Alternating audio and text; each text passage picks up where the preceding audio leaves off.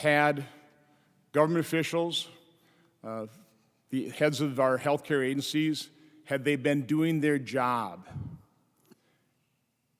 had they been honest and transparent with the American public, we wouldn't be here today. But the very sad fact of the matter is they haven't. We're billing this as a discussion about the vaccine mandates, which is the current policy response to COVID that will rob us of freedom and take an enormous toll on human beings, on our economy. I think every American really needs to ask themselves the question, since the beginning of this pandemic,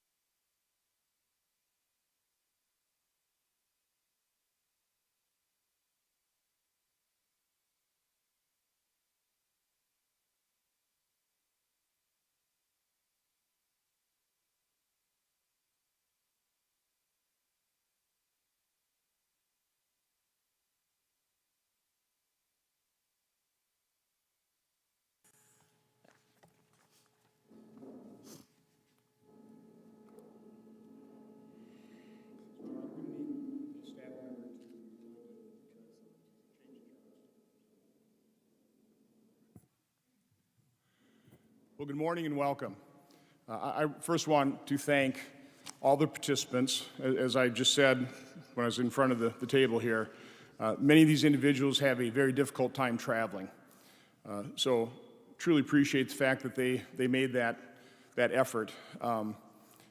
As Bree and Maddie and Stephanie are well aware of, telling the truth in today's cancel culture is not necessarily easy. You can pay a pretty heavy price for it. So I really appreciate everybody participating in this, either personally or via video, their willingness to tell the truth. It's a real shame that we're having to hold this roundtable. Had government officials, the heads of our healthcare agencies, had they been doing their job, had they been honest and transparent with the American public, we wouldn't be here today. But the very sad fact of the matter is they haven't. We're billing this as a discussion about the vaccine mandates, which is the current policy response to COVID that will rob us of freedom and take an enormous toll on human beings, on our economy. I think every American really needs to ask themselves the question, since the beginning of this pandemic, have the policies followed by the U.S. government, and you can ask this governments of the world, but we're going to focus on the U.S., have they worked? Have the shutdowns worked? Have the mask mandates worked? Have the vaccines and are the vaccine mandates going to work? I'm sure we all hoped and prayed they would have. But the fact is, we have close to 750,000 Americans who it's now reported died with or from COVID. 750,000. In the U.S., we rank 23rd out of more than 200 nations. And that's a bad ranking in terms of number of deaths per 100,000. We are at 220 people per 100,000 died from COVID. Sweden, remember everybody taxed Sweden? Because I think personally that they approached this rationally. They protected the vulnerable, they isolated the sick, and they let the rest of the society carry on as safely as they possibly could. We're at 220 per 100,000. Sweden is at 145 people per 100,000 dead from COVID. One of the huge blunders of our government response is we not only ignored, but higher-ups in the agencies sabotaged early treatment. To this day, the NIH guidelines for treating COVID are to basically do nothing. Now, as far as I know, in medicine, with any disease, we're always talking about early detection, allows for early treatment, produces better results. I mean, it just makes perfect sense. Why didn't we do that with COVID? The only treatment prior to hospitalizations recommended right now is monoclonal antibodies, and it's difficult to get those. So the fact of the matter is, when we turn our attention to the vaccines, I don't think there's a person here that is anti-vaccine. Obviously, those that have been injured by vaccines were very pro-vaccine. But we have to ask ourselves, did the vaccines work? I have one chart behind me, which just combines a timeline of percent of Americans being vaccinated, and you can see we've approached, I think, over 60%. But at the same time, we show the average number of daily cases. You can see we had a huge surge toward the tail end of 2020. And even before the vaccines could even kick in,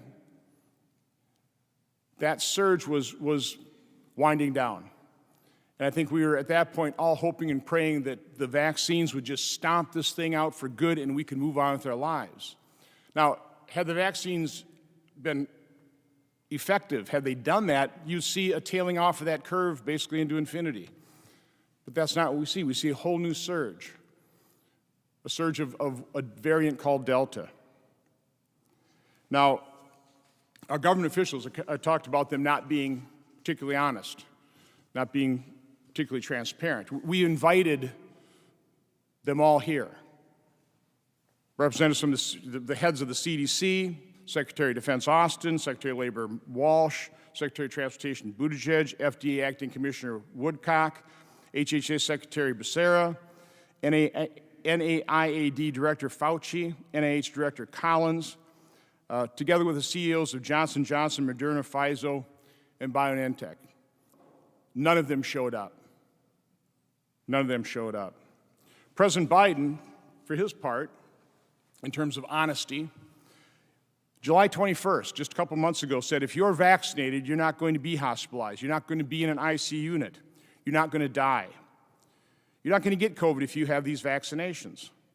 He said, this is a pandemic on the unvaccinated. How I wish he was right when he said these vaccines were going to be that effective.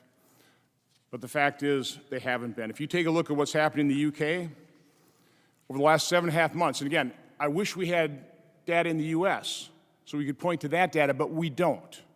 If they're collecting it, they're not sharing it with the American public. In the UK, over the last 7.5 months, 80% of their cases have been Delta variant. Of the people who have died from COVID in the UK with the Delta variant over the last 7.5 months, 63% have been fully vaccinated. Over the last 4 weeks in the UK, 78% of those that have died with the Delta variant from COVID, 78% have been fully vaccinated. I hate to steal the thunder from one of our participants here, but in a slide, they've got a very dramatic decision tree when it comes to vaccine mandates. The first decision square says, are COVID-19 vaccines effective? And has 3 lines, yes or no. If the vaccines are effective, then the next decision box says, then mandates are pointless. Right? I mean, if the vaccines are effective, there's no need for mandates. If you want to get the vaccine, you've got it, you're protected, and you don't care whether somebody else gets vaccinated. The other decision line, are the vaccines effective? If it's no, then it also points to that exact same box. Then the mandates are pointless. There are 3 realities that our federal health agencies, President Biden and his administration are ignoring when it comes to the mandates. And again, you have to understand the destructiveness of these mandates in our healthcare system. You know, I've been talking to the doctors and nurses, the heroes of COVID, the people that had the courage and compassion to treat COVID patients. So many of them caught COVID. Some died, most survived. Now they're treating the vaccine injured. They will not get vaccinated. We will lose decades worth of experience in our healthcare system that is already experiencing significant shortages of workers. What are we doing? How insane is this? But one of the things that our policymakers are ignoring is natural immunity. Why would we force a vaccine that's not as effective as we all hope? Why would we force that on people who are naturally immune where the science tells us those with natural immunity probably have better and more long-lasting immunity than those fully vaxxed. The other reality that our policymakers are denying is that the vaccines prevent infection, prevent transmission. They're not. It's obvious they're not. So again, if you're vaccinated and you can still get infected and still transmit, what is the rationale for the mandates? There is no rationale. Like that decision box said, they are pointless. At the same time being utterly destructive. And then, of course, what we're really going to be discussing today, the third reality that our policymakers are denying is the vaccine injuries. I was introduced to Brienne Dressen in June of this year when I held an event in Milwaukee, just allowing, and Maddie and Stephanie, when I just held an event in Milwaukee to allow a couple, I think 5 vaccine-injured individuals just to tell their story. That's it, just to tell the story. But back then, their main message was, we just want to be seen, we want to be heard, we want to be believed. Why? Because unless the medical establishment, their doctors, our health agencies are willing to acknowledge just the possibility of vaccine injuries, if you're not willing to acknowledge the root cause of a condition, of an injury, of a malady, of an illness, how can you hope to cure that illness? How can you help these individuals who participate in some of the trials to benefit humanity? How can you help them fully recover if you're not willing to admit that vaccine injuries are real? The final slide I want to put up here is a chart that is laying out the reality of vaccine injuries. Now, this is from the government, the CDC, FDA's own safety early warning surveillance system, one that they touted in October. Man, they were going to pay attention to this. If they see a vaccine injury that even results in a couple of lost days' work, they're going to have somebody from the CDC on the phone following up that vaccine-injured person.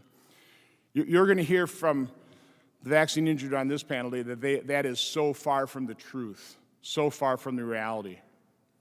But if you just compare the adverse events for the standard flu vaccine versus COVID, you can see that there's something happening here, something that needs to be acknowledged, something that the Walensky's and the Fauci's and the Woodcocks, that President Biden ought to be concerned about. And so if you look over the last 25 3/4 years with the flu vaccine, on average, there have been 7,596 adverse events per year. In 10 months with the COVID vaccine, we're up to 837,595. This is a chart from last week. These are update numbers. On average, the number of deaths reported on VAERS for the flu vaccine is 78 per year, 78. The updated figures today are 17,619. That is 225 times the number of deaths in just a 10-month period versus an annual figure for the flu vaccine.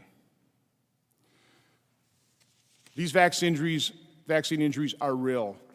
And as the individual Green Bay Packers star Ken Ruckers, who introduced me to Bree and her group, as he stated in that meeting in June, vaccine injuries are rare and mild until one happens to you or your loved one.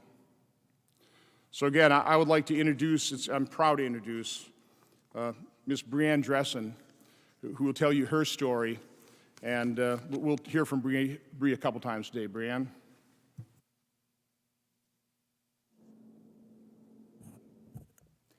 Thank you, Senator Johnson. And it is truly an honor to be able to sit here with you and for you to, it's just been incredible to see how you've dedicated yourself, you know, against all the odds and the pressure to back away from the truth and to silence us like everybody else. And so we really, really appreciate you being willing to stand with us and fight with us. Keep the mic as close as possible.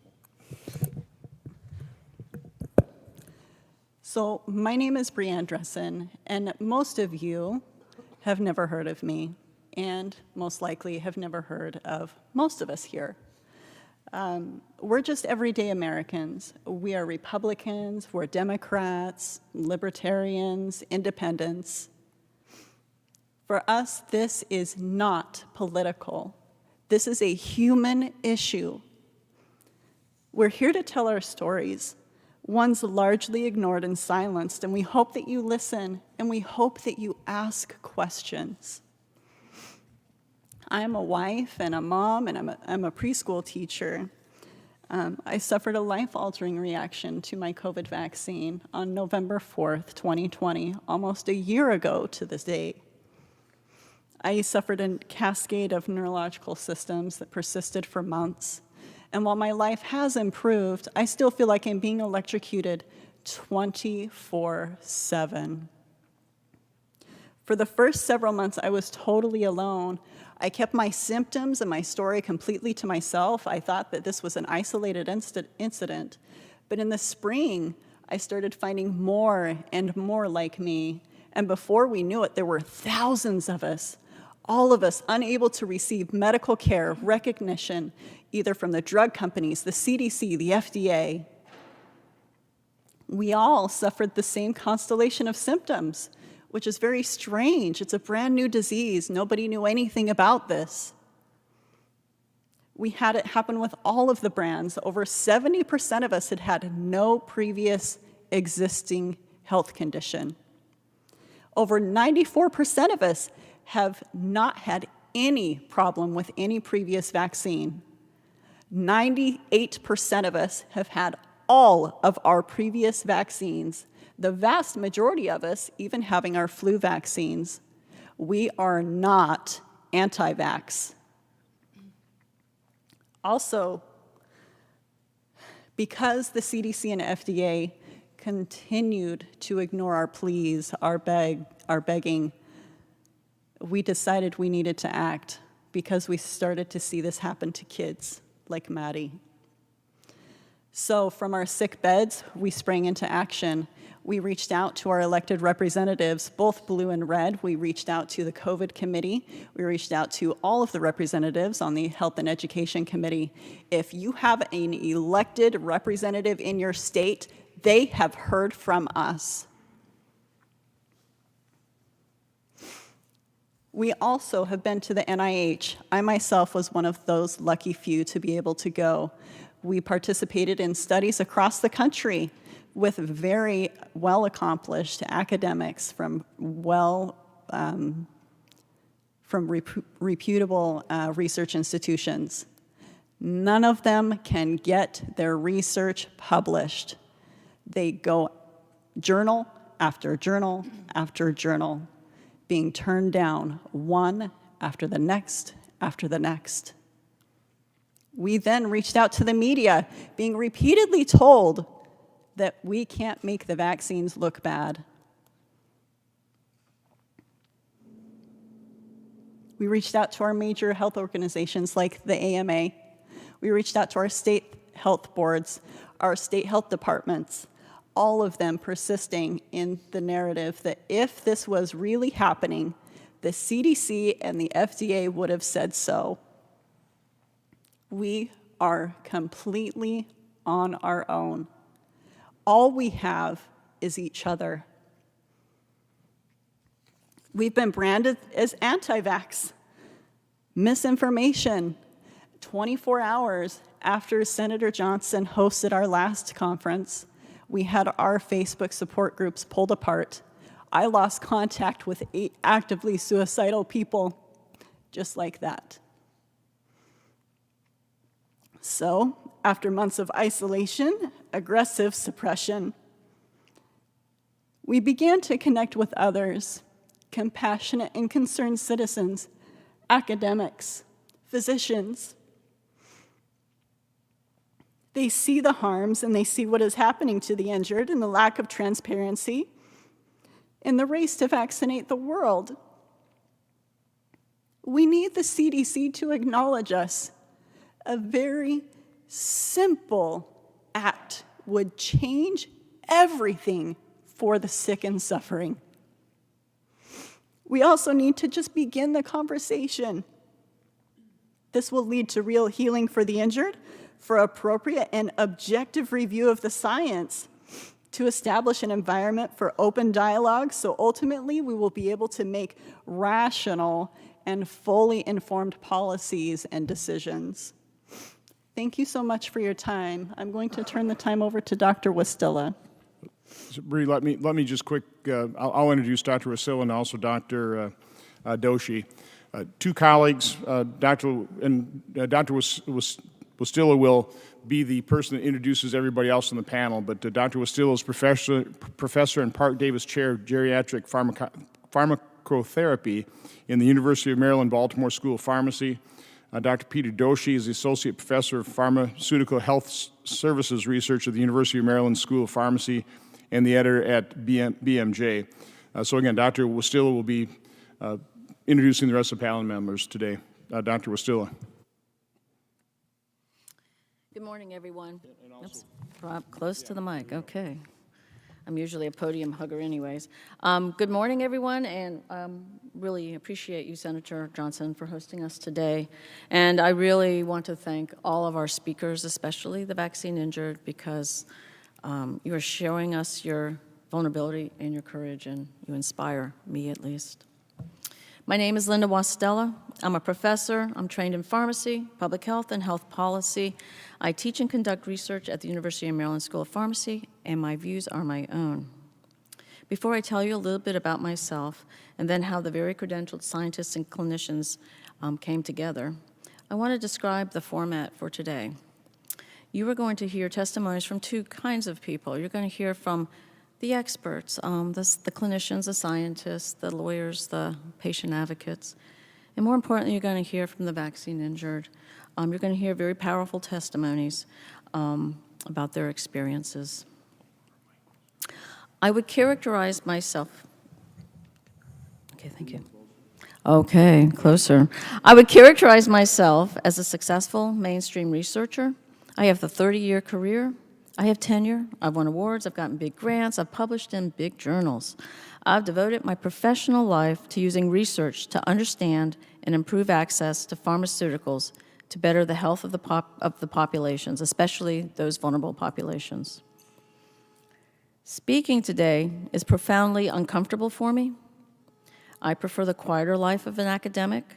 I'm not a media personality, and opposing public health policies is not something I ever imagined myself doing. But here I am, all because of a single announcement this past spring mandating all students, staff, and faculty at my school system, to get vaccinated before returning to campus this fall. The announcement chilled me on a personal level, as the mandate impacted not only myself, but my two college kids, one of whom has a lot of medical conditions. It also concerned me on a professional level. How can a university system mandate an as yet unapproved product whose potential harms were still being studied? I reached out to colleagues, discovered I was not alone. This past June, a group of us, scientists, clinicians, and advocates, we filed a citizen petition to the Food and Drug Administration to express our concerns about the rapid mass rollout of vaccines, which were not yet approved. We dubbed ourselves CALM, the Coalition Advocating for Adequately Licensed Medicines. In our petition, we didn't ask the Food and Drug Administration to pull the vaccines from the market. Rather, we outlined open questions about them that must be answered before granting vaccines full approval.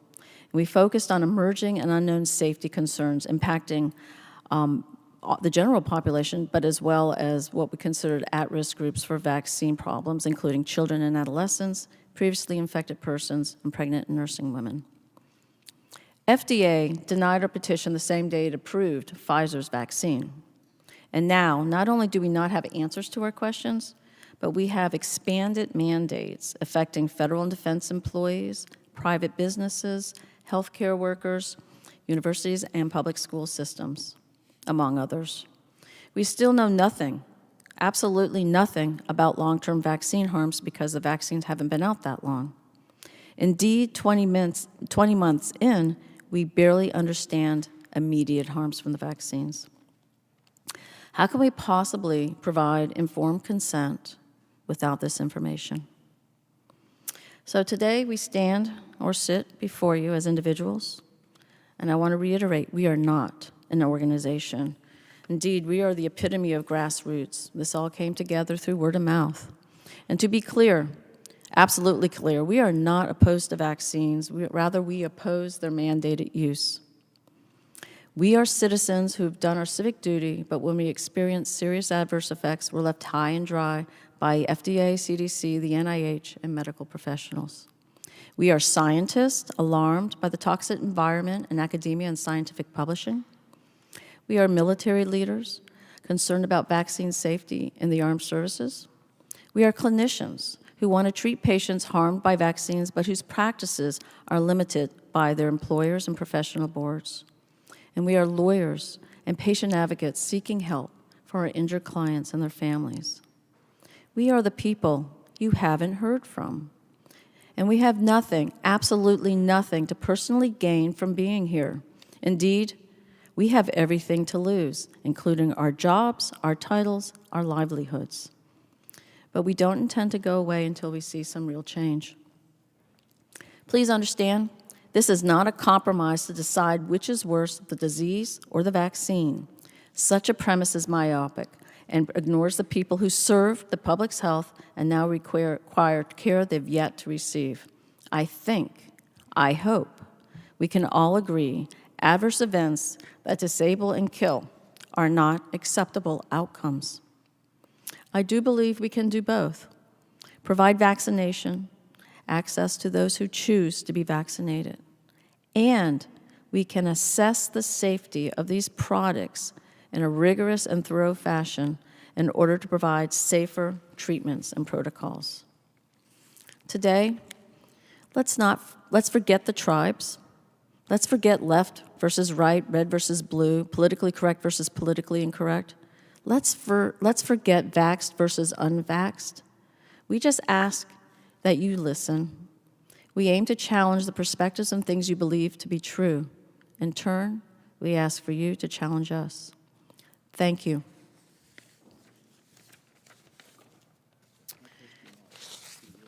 Too close? No, you were We're close. Perfect, okay. Everybody have the mic literally within about 2 inches of your mouth. Okay. I'm also your MC for the day, and I'll be introducing individuals, our next speakers, in groups.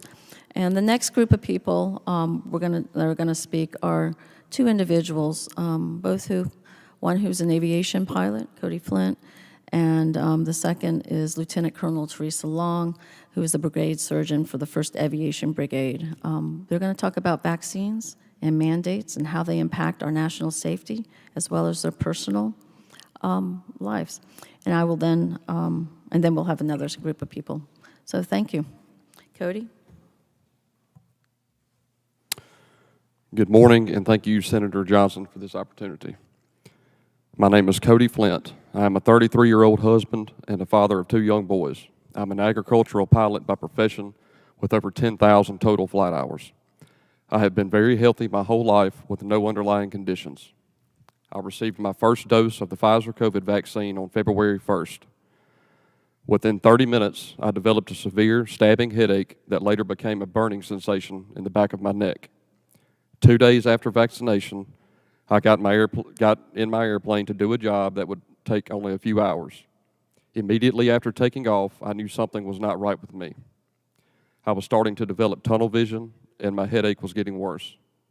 Approximately 2 hours into my flying, I pulled my airplane up to turn around and felt an extreme burst of pressure in my ears. Instantly, I was nearly blacked out, dizzy, disoriented, nauseous, and shaking uncontrollably.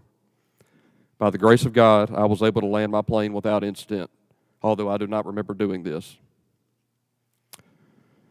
My initial diagnosis of vertigo and a severe panic attack, although I've never had a history of either of these, was later replaced with left and right paralymphatic fistulas, eustachian tube dysfunction, and elevated intracranial pressure due to brain swelling.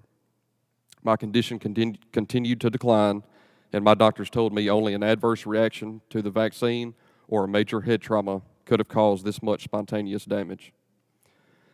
I've had 6 spinal taps over 8 months to monitor my intracranial pressure, and 2 surgeries 8 weeks apart to repair the fistulas. I have missed nearly an entire year of my life and part of my children's lives. Days of baseball games, playing in the backyard, and just picking up my kids to hug them have been replaced with being trapped in a sick body, doctor visits, invasive procedures, and more questions than answers. I don't know if I'll ever be able to fly an airplane again. This vaccine has taken my career from me and the future I have worked so hard to build. I have used all of my savings to pay medical bills and just to be able to survive. My family and I are on the verge of losing everything we have. I was and still am pro-science and pro-vaccine. The main issue rests squarely on the fact that the FDA, CDC, and NIH refuse to acknowledge that real lives are being absolutely destroyed by this vaccine. The federal government has yet to help a single one of the vaccine injured. It was my understanding that the federal government accepted the responsibility of helping people injured by this vaccine, considering they gave the vaccine manufacturers full legal immunity from people like me. The government has left us nowhere to turn for help. My family and I masked up, stayed indoors, and dodged COVID for over a year. We did what was asked of us by being part of the solution. That solution has taken everything from me and my family. We have been ignored and silenced. It is not right, and it needs to stop now. It is time for the federal government to do its part by acknowledging us and helping us. Does anyone really think it's fair to make the vaccine injured wait years for help? I think we can all agree that refusing or delaying the help we need is unconscionable. We urgently need this help. Thank you. Thank you, Cody. Thank you, Cody. And now Dr. Long. Hello, my name is Lieutenant Colonel Teresa Long, and I'm an Army Aerospace Medicine Specialist. Senator Johnson has invited me here to make a statement to him regarding my opinion about the life-threatening adverse side effects of COVID-19 vaccine. My opinion is formed from my medical education, training, and my firsthand experience treating soldiers injured by the vaccine. My views are my own opinions and do not reflect that of the United States Army, the DoD, or any entity thereof. This statement is made as a protected communication under the Military Whistleblower Protection Act, Title 10 U.S.C. 1034. I would like to also disclose that I have no financial interests. I believe the COVID vaccine is a greater threat to soldiers' health and military readiness than the virus itself. Over 200,000 service members have rejected the vaccine, yet the military is pressing forward without regard to the damage to the morale and readiness to process these soldiers out. We have never lost 200,000 soldiers on the battlefield in a few months. Taking soldiers out of uniform has the same impact on readiness as losing them on the battlefield. I enlisted in the Army and completed basic training by the age of 17. I am now a board-certified aerospace medicine specialist with a master's in public health. I have spent the last 30 years serving this great country. I have gone from an almost homeless teenager on welfare to a lieutenant colonel physician in the United States Army. I have truly lived the American dream. Everything I have and everything I am, I owe to Christ alone. I recently had a colleague on social media point out that my career in medicine was not the typical path. She was right. You see, in my first year as an Army physician, I suffered catastrophic complications after the birth of my daughter at the hands of fellow physicians. The impact on my family and my life has been enduring, painful, and life-changing. My plans for my family and my career abruptly pivoted. It was during this time I tried to ensure something good would come out of something very painful. I did what we do in the military. I did an after-action review on what went wrong with my care that resulted in such disastrous outcomes. I attempted to engage all involved and start a dialogue for change. You see, you will not change something if you will not acknowledge it's broken. Yes, it wasn't the traditional path. It isn't the path I planned, but it was the path laid out for such a time as this. In 2018, I had the privilege of attending the Aviation Safety Officer course and mishap investigation training. The course director asked me on the first day, "Why would a doctor waste time in this course? What are you hoping to get out of this?" I responded, "Sir, we crash 3 Boeing 747s packed full of patients every day in medicine from medical errors, and I'm here to bring aviation safety to military medicine. Yes, across this country, 444,000 patients die every year from medical errors." Last May, I attended the Senior Preventative Medicine Leadership course for the Army. When we're given an opportunity to ask the senior leaders questions, I simply asked, "So we skipped 2 years of phase 2 trials and 3 years of phase 3 trials.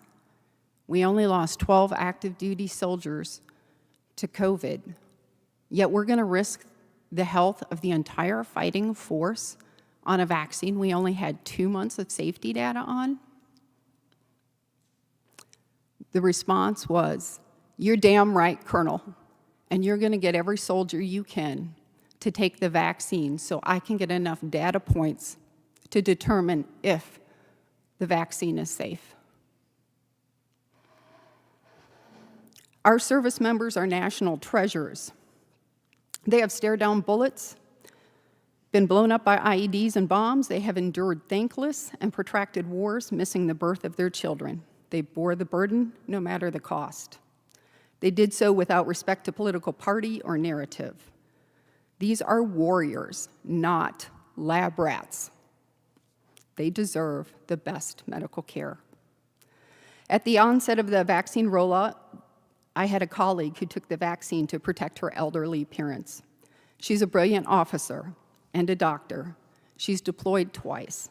After the vaccine, she had fever, significant pain, lost all range of motion in her arm for over a week. That was the first time I looked in the vaccine adverse event reporting system to see if her symptoms were common. What I found horrified me. I found the bearers in only a few months into the vaccination campaign already had more deaths than in any year for all vaccines combined in each of the 10 years previously. I subsequently went to Fort Benning, where I encountered numerous soldiers who told me of threats, coercion, and intimidation to get the vaccine that were at that time still under EUA. This violated medical ethics, specifically the Nuremberg Code. When I emailed Army Public Health Command and asked about adverse events, the epidemiologist emailed me back and told me that they were not tracking, tracing, or monitoring adverse events.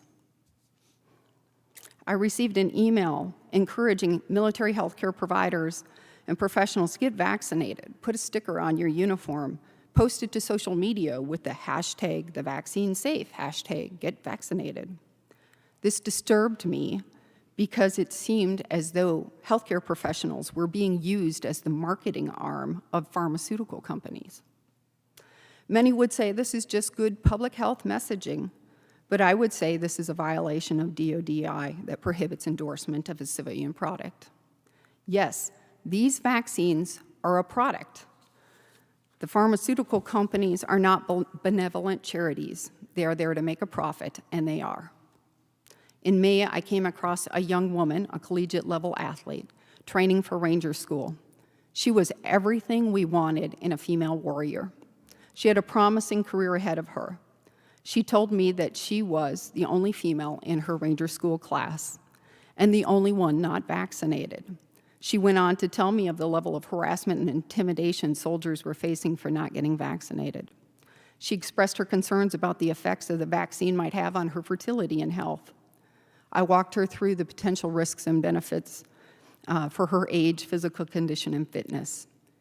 I told her, you have everything to lose and nothing to gain. She reached out and sent me this message. The time and pressure got the best of me. I know I met you for a reason, and there were so many signs and so much guidance against getting the vaccine That day, I spoke to another mentor who told me the vaccine is the future and leaders make sacrifices, sometimes so they can be there for their people. I went forward with that, feeling like it was going to allow me the opportunity to look out for others. I hate to say how much I regret the decision. It's been a little over 2 weeks and my body isn't right. I was in such a strong place physically and ready for Ranger School, and about a week ago, everything changed. I began hurting, having cramping, back pain, bruising, coughing. I ignored it because I really just wanted to go to Ranger School. It's everything I'd ever worked for.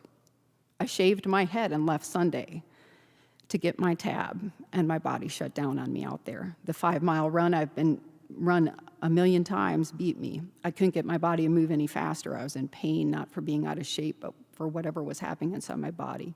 I was dropped from the course and went and saw a doctor. I don't know why, but I wanted to reach out to you and tell you how grateful I am, regardless of the fact I failed to see the signs, and trust why God brought me to you that day. Thank you for trying to reach me. Thank you for caring about my health more than my job. I wish there was a way to undo what has happened, but I can't, and I just try to move forward and get to a better place. I want to thank you again. I hope you continue to help people who haven't put themselves on the other side. Hearing her disastrous side effects was like looking in the mirror. I saw a promising young officer at the beginning of her military career knocked off her trajectory. It was later on that I reached out to Dr. McCullough, who invited me to be a group of hundreds of doctors, scientists, and mathematicians from around the world looking at early treatment and vaccine safety. One of the things that this female's story highlighted the most for me was that women had unique considerations than men and postmenopausal women. Women in their childbearing potential have all the eggs they'll ever have from conception until menopause. Their exposure to various chemicals, toxins, drugs, and x-rays can not only affect their health, but that of their children and their ability to have children.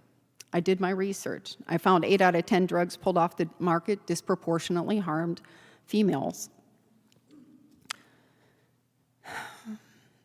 Doctors across the country should have been humbled when medical schools taught them the lessons learned from drugs like thalidomide and DES.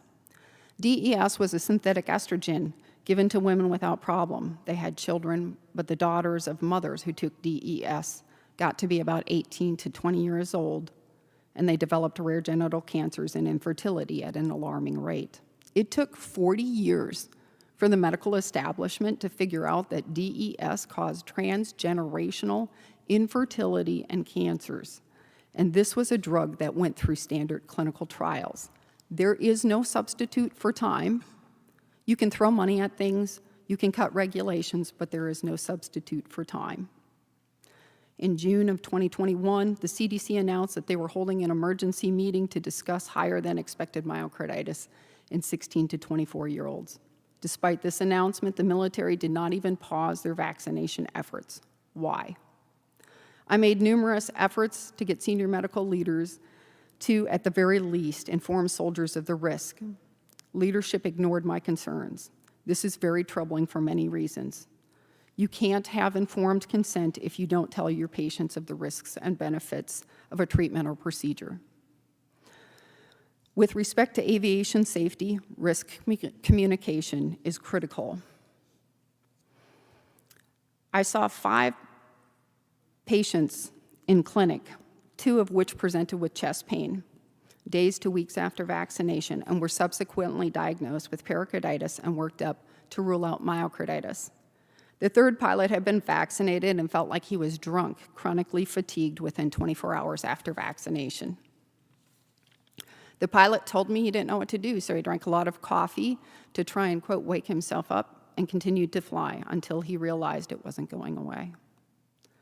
After I reported to my command my concerns that in one morning I had to ground 3 out of 3 pilots due to vaccine injuries, the next day my patients were canceled, my charts were pulled for review, and I was told that I would not be seeing acute patients anymore, just healthy pilots there for their flight physical. There's a concept of the 10th man, the loyal dissenter. That's the person that you select to be the dissenting opinion, to prevent groupthink. Patients are entitled to a second opinion on their medical care.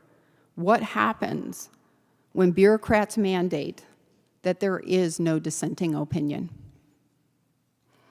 In the military, flight surgeons can only make recommendations as to if a pilot is fit to fly or should be grounded. Ultimately, it is the commander taking on the risk and makes the final call to accept or reject a flight surgeon's recommendations. Fellow Americans, you are the ones taking on the risk. My recommendations are that Dr. Fauci and the members of the FDA and NIH are unfit to fly this plane. They need to be grounded. Before COVID, I told you medical errors killed the equivalent of 3 Boeing 747s packed full of patients every day. Medicine is not perfect. Doctors are not perfect. This vaccine is not perfect. Yet we are mandating every single American get on board a single aircraft piloted by bureaucrats and administrators who are unfit to fly the aircraft. They need to be grounded. These are not leaders. These are administrators faithfully implementing policies. There is one narrative, that the vaccines are safe and effective, but neither are true. Senator Johnson, I want to thank you for being a loyal dissenter, for doing your job and being a leader.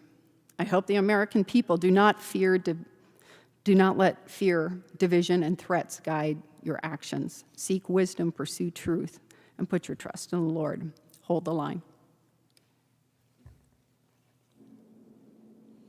Thank you.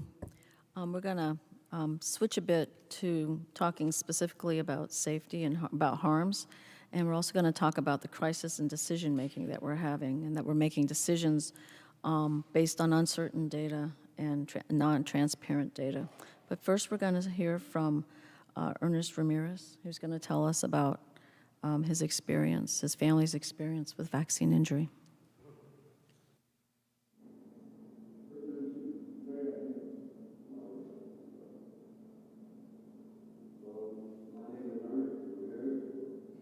It'll work? Yeah. I'm from Edinburgh, Texas.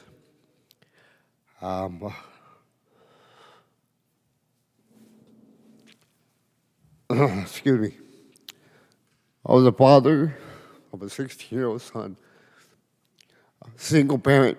I raised my boy since he was a baby. He meant the world to me.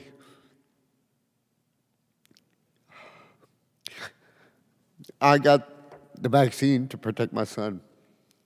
And after in March, April, they're announcing how it was safe for teenagers. Me and my son have never been apart. We're always together. He was my best friend. I always told him it was me and you against the world.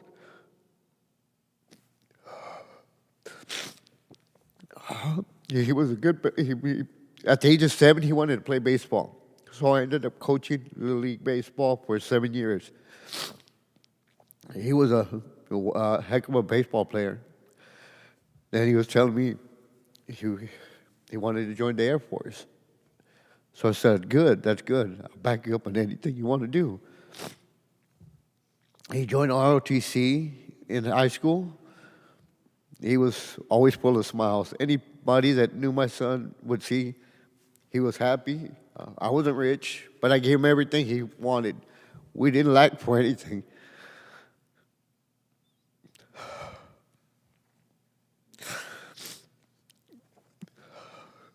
We used to go fishing, camping, do everything. We got the Pfizer vaccine because I thought it was to protect him. I thought it was the right thing to do. It was like playing Russian roulette. My government lied to me. They said it was safe.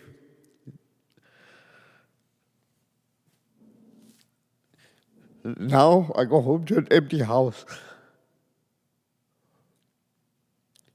where I used to wake them up, I'd give them a hug and a kiss. Tell him I'm going to school. Don't miss school. I'd get home from work. He'd come running out. He knew when I'd get home, he'd come running out, give me a hug. I'd give him a kiss, a hug. What do you want to go eat today? Like I said, he was my baby boy. Everybody knew we're always together. Like I said, next week is his birthday. You know where I'm going to celebrate his birthday at? While everybody, once we leave here, they're going to forget about what we're doing or what they talk about, what we said here. They're going to be enjoying time with their family and kids. Thanksgiving, I'm going to spend at the cemetery. Christmas at that cemetery. They need to quit pushing this on their children. I lost mine. Y'all need to protect yours. They're trying to target the 5 to 12-year-olds.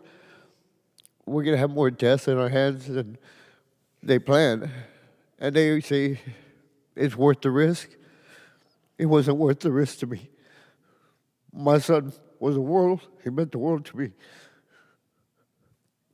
They could never give him back to me. That's all I want is my son back. So don't make the mistake I did.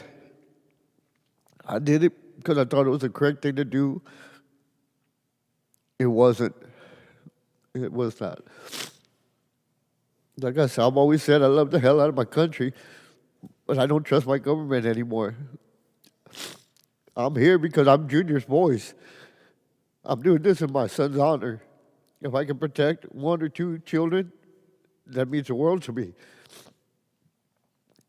And I'm going to continue this fight. I don't know why I ended up here. Something told me to come here. And I know this is not the end of the road for me. I'm going to continue.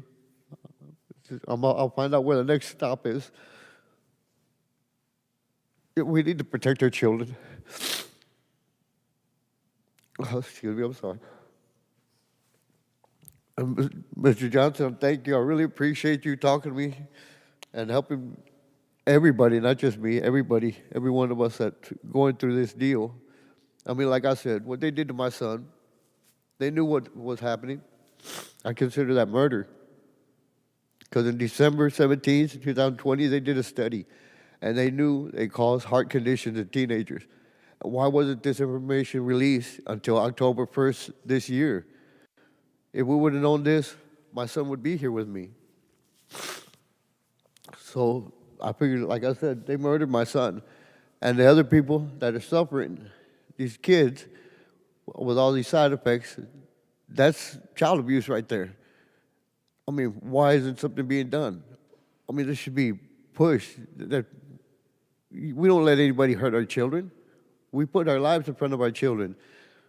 Why are they doing this to our kids, man? Like I said, I have nothing else to lose. I mean, everybody needs to stand up with me.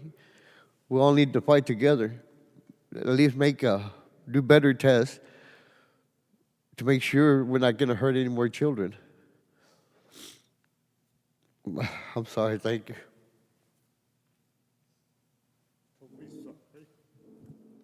Ernest, thank you for sharing your painful story. We are all so sorry for your loss. This is real. I wish the agency heads were here. I wish more of the mainstream media was here to listen to these stories. I would just suggest we hear the stories from the vaccine injured, and we'll move to the academics next. So that would be my suggestion here. I think that'd probably be best. So if we could go on to Kyle, if you're ready. Now, please get your microphone right up to your mouth so that people can hear the stories. This America needs to hear this. Well, first of all, for anyone who is just maybe catching it right now, I hope that you go back and listen to Ernest's story, because what he went through is something that no parent ever wants to experience and no one should ever experience. Before I started, my speech, I just want to say thank you to Dr. Fauci, to the FDA heads, CDC, NIH, everyone for not showing up to this meeting and not listening to us. I really appreciate it. I'm glad that you have our interests at heart. This message is kind of for you. It's a message on how what's happening has broke my heart literally and figuratively with our country. My name is Kyle Warner. I'm a 29-year-old professional mountain bike racer and 3-time national champion. For most of my life, I have focused on being as healthy and positive as possible and inspiring other people to do the same. Growing up without much money and with a household that was broken, family battling drug abuse, prescription drug abuse, and addiction, I never really felt like I belonged to much of anything. However, I spent each morning before school with my hand over my heart, pledging allegiance to the flag. Thousands of times I spoke these words: one nation, under God, indivisible, with liberty and justice for all.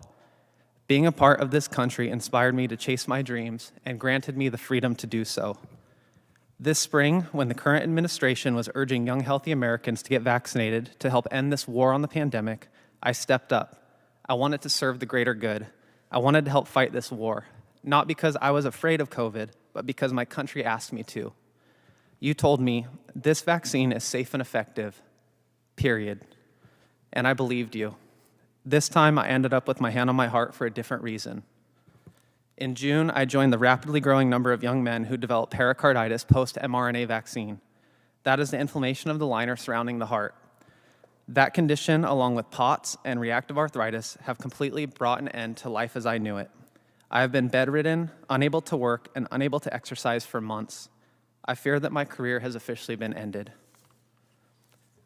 Listening to these stories today and looking at the VAERS database, it is easy to see that we have a serious problem arising.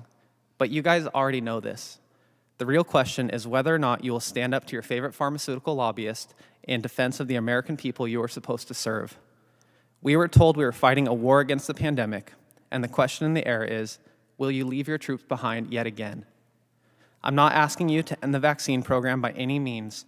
All I'm asking is for some transparency and acknowledgement of what is happening, so that we as a country can have an honest discussion of the risks. I believe where there is risk, there must be choice. And without acknowledging that people are being seriously injured and dying, we are doing a great disservice to the American people. It is estimated that Moderna and Pfizer will make around $60 billion in revenue this year from COVID-19 vaccines. And with the rollout of boosters and mandates, it seems like much of that is destined to be recurring revenue. We need to set up a fund with a portion of vaccine proceeds to help heal and study injured Americans and compensate the families who have lost loved ones due to complications of the vaccine. This is the first ever mass administration of mRNA vaccines, and the drug companies need to compensate us if they are going to be testing on us. Do you know why we stopped saying the Pledge of Allegiance in school? It's because the new one nation, under siege, completely divisible, with liberty and justice for all corporations, doesn't sound quite as good. I'm asking you human to human, please do the right thing and help us. Thank you, Kyle. Doug Cameron, as a farm operations manager from Idaho, permanently paralyzed following vaccination. Doug? My name is Douglas Cameron.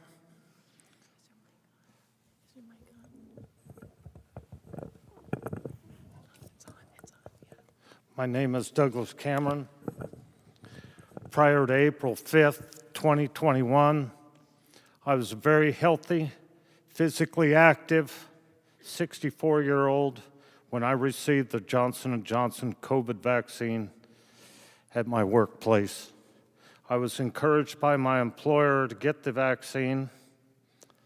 The day after the vaccine, on April 6th, I started experiencing side effects I believe were related to the shot. I lost bladder control, suffered ED, my legs felt odd, I had a cinching sensation in my hips. Over the next few days, my symptoms worsened and I became alarmed, so I went to the ER, explained that I'd gotten the vaccine and what was happening. I was tested for COVID and tested positive. Blood work and an MRI were done, and I was sent home. 3 days after that, I told my wife I felt like I drank poison. My whole body felt different. I went to bed at 10 o'clock at night and woke up at 2 o'clock in the morning paralyzed from the diaphragm down. I was transported to the hospital and admitted to the COVID-19 unit. Took several days to figure out what was happening. The doctors were uncertain how to treat me. They'd never treated anybody with these problems before, and they could not decide on a diagnosis. Eventually, they found out I had a blood clot in my leg. My entire spinal cord had swollen and hemorrhaged. I aspirated on water, placed on a ventilator. I was in ICU for 2 weeks. I was worried, concerned. My wife panicked about my condition. My life as I knew it was gone. All totaled, I spent 105 days in St. Luke's Regional Hospital, St. Alphonsus Rehab Center in Boise, Idaho, and the University of Utah's Craig Nielsen's Rehab Hospital. I have had multiple MRIs, CAT scans, EKGs, X-rays, spinal angiograms, spinal taps, autoimmune blood tests, muscle biopsies. Everything has come back negative in an attempt trying to pin my paralysis on my body and not the Johnson & Johnson vaccine. Today, I am an unemployed paraplegic who's learning an entire new lifestyle. And the only thing I did between full health and my current condition is take a shot. I am real, my symptoms are real, and my life forever has changed. And that is real. This has affected, these stories you're listening to has affected husbands, wives, children, brothers, sisters, friends. Please pay attention. Thank you. Thank you, Doug. We'll hear from Suzanne, and I believe it's Kelly. And then we have to go back to a different order because we have slide presentations, and we've got to do that in order. So Suzanne Suzanne Newell is a triathlete from St. Paul, Minnesota, diagnosed with an autoimmune disease and reliant on a walker or a cane to walk following vaccination. Suzanne? Thank you. My name is Susanna Newell. I live in St. Paul with my husband and 2 teenage children. On April 13th, I very willingly followed the recommendation of the CDC and received my second Pfizer shot. At that point, my whole life changed. I'm currently on disability, but I work in corporate social responsibility. I was previously an active long-distance biker and triathlete. I had no known underlying health conditions, and I live a very, very healthy lifestyle. I was used to high energy, highly motivated lifestyle. I loved keeping my body and my mind strong and disciplined. Since I became injured, I have very little motivation or energy, and I'm in a constant state of extreme fatigue. I struggled to retrieve words. I was valedictorian in my high school. And to remember things, I can't concentrate or focus, and my brain is in constant fog. And I'm aimlessly wandering through my brain, and it's torture. I developed a rash on my forehead. I constantly have loud ringing in my ears. My once strong body aches constantly. I have no relief for the pain in my joints, except for acupuncture. It's like I aged 40 years overnight. I'm intermittently dizzy, my vision is blurry, my right pupil is not dilating properly, my right leg has extreme burning pain, and I also get muscle spasms and twitches, and I have internal vibrations. I am now a frequent flyer at the doctor with very few answers and many, many painful tests. I see a neurologist, rheumatologist, cardiologist, gynecologist, neuro-ophthalmologist, and physical therapist, among others. Most doctors are overworked, and they're unaware that this condition is even possible. So each visit, I have to fight to be believed and not written off as anxious. After 2 nights in the hospital at the Mayo Clinic, and several follow-up appointments, my Mayo Clinic rheumatologist told me there is no plan B, so I guess this is a arrivederci. For those of you that don't know, that's Italian for saying goodbye. I'm Italian. I would think they would be most interested in my case. It's been more than 6 months and most symptoms are worse, not better. I've been diagnosed with small fiber neuropathy and an autoimmune disease. But getting to these diagnoses was a struggle. Again, as this is a relatively new and unheard of in the medical community. I have a strong support network and a savings account that I can lean on. However, I'm concerned about those who don't. This is not a pandemic of the unvaccinated. This is a pandemic of trauma.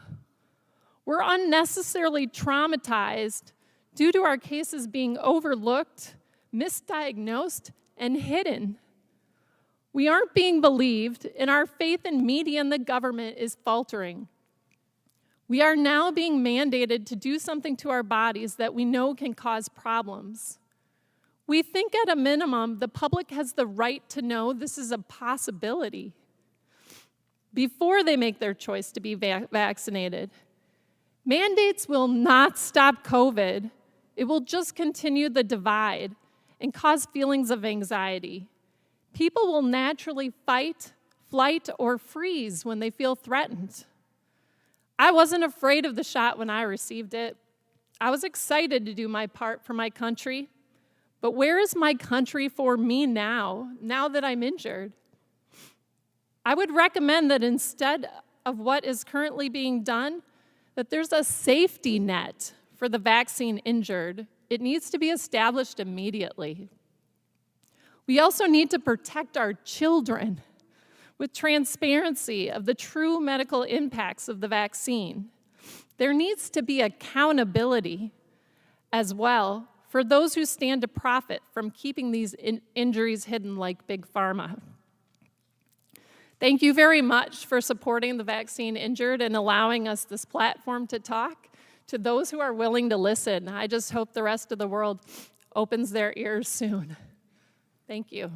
Thank you, Suzanne, for your story. We are changing the order a little bit, so can we now run the Dr. Kaplan video? Is that possible? We'll do that next, then followed by Dr. Peter Doshi, then Dr. David Healy, and then Dr. Wostilla. Good morning. I'm Bob Kaplan. I'm a distinguished professor emeritus at the UCLA Schools of Public Health and Medicine. I'm also a former NIH Associate Director and a former Chief Science Officer at the Agency for Healthcare Research and Quality.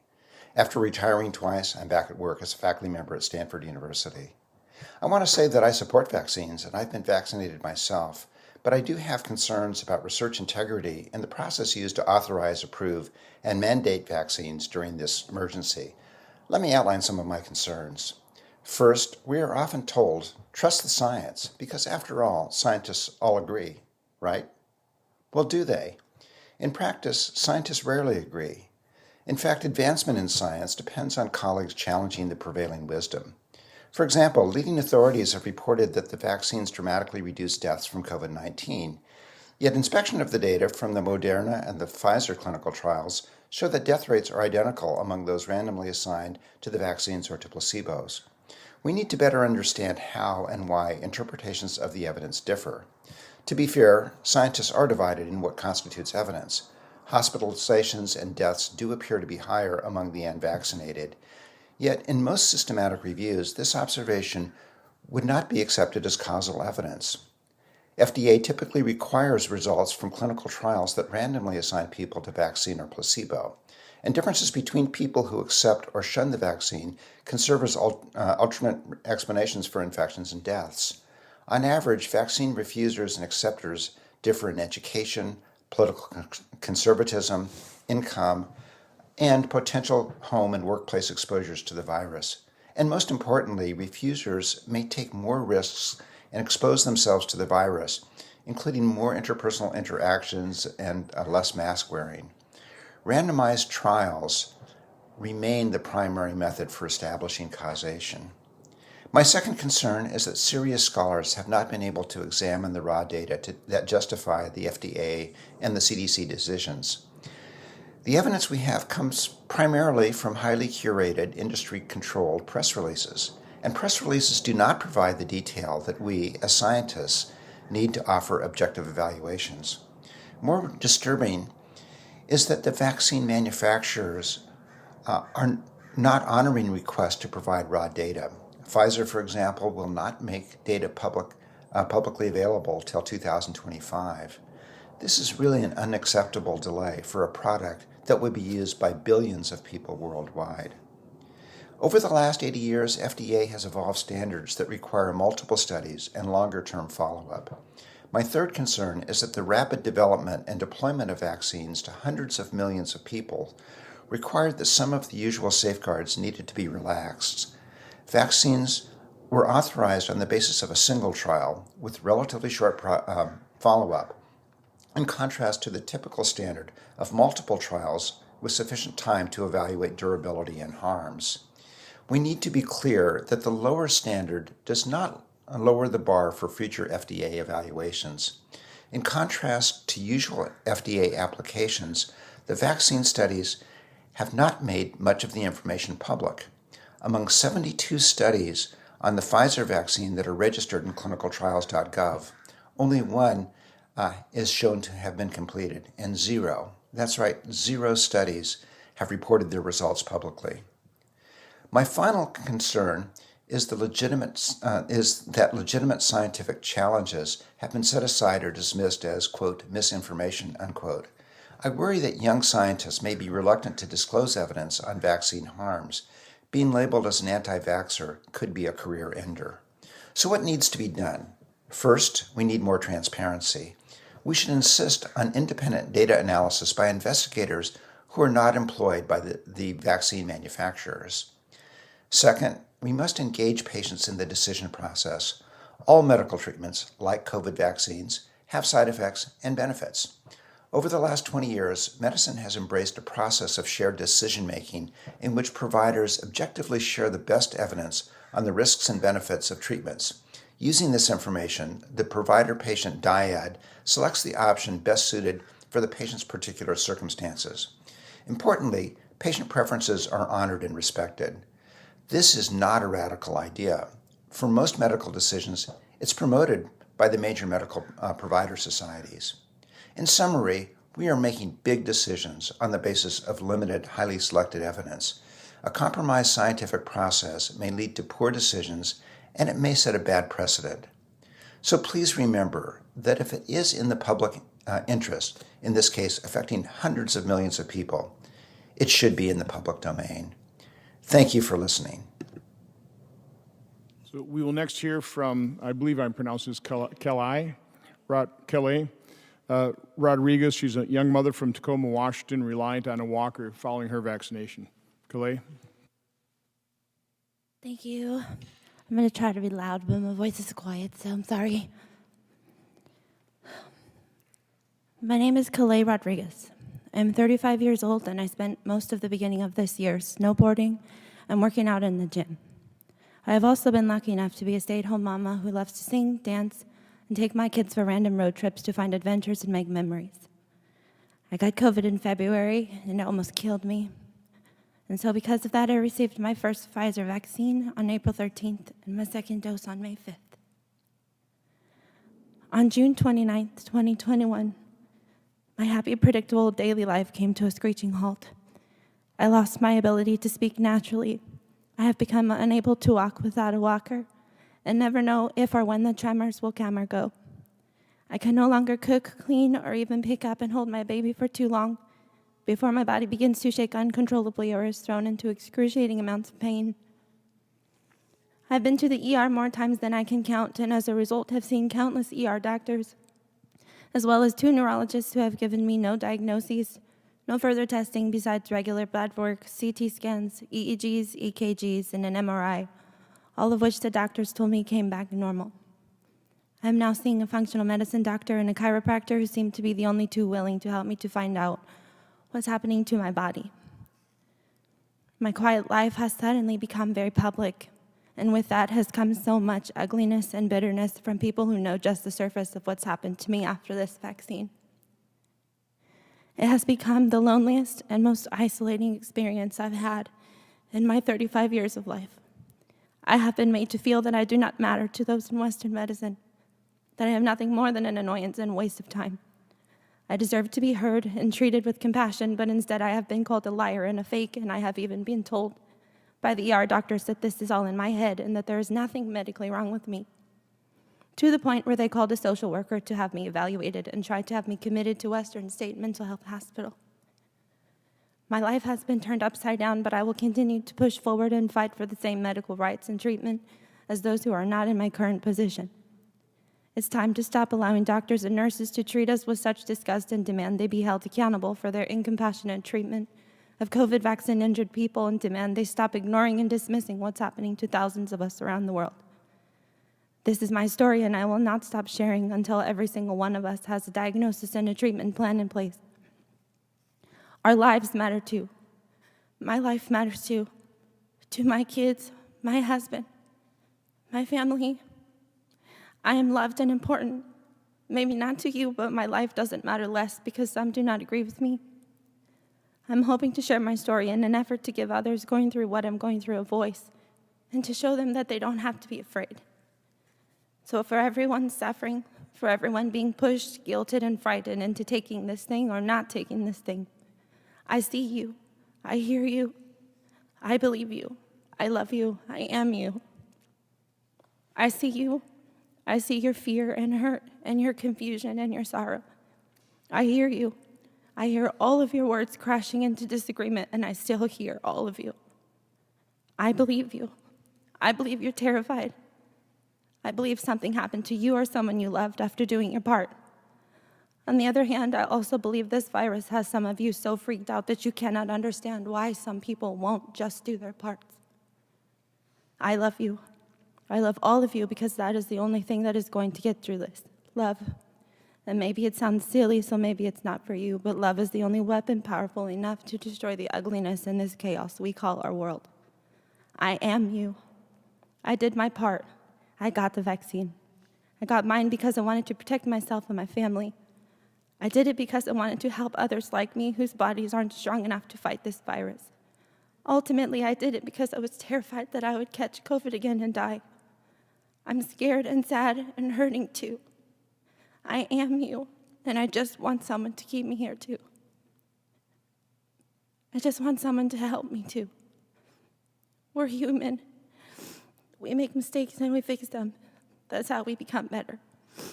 We take responsibility for our actions and we apologize when we've hurt someone, and we don't get to turn around and tell them that we didn't. We take responsibility. Come together as a nation of people with kindness and compassion instead of hate and anger. A nation of people who stand for change and freedom and won't be silenced any longer. Thank you. Thank you, Kalei. Next, we're moving on to Dr. Doshi. I've got a quick run and vote, so I'll turn it over to you for the next few minutes.